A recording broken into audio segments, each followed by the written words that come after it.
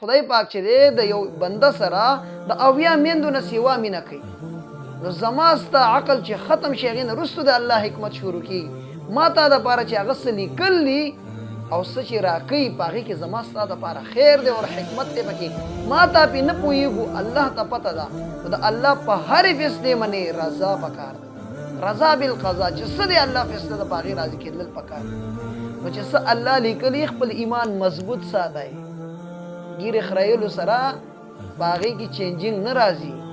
ها داسې کېدی شي که الله درنه خفه شي، کېدی شي درته سزا راکړي.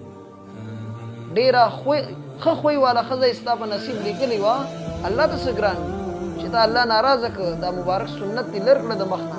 د الله په تخلیق کې دې تبدیلي راوسته، کېدی شي الله درله بد اخلاقه ښځه راکړي، یا هغه ښځه چې ډېر ښه خوی و الله یې خوی بدل کړي، دا ټوله زندګي درته جهنم جوړ کړي.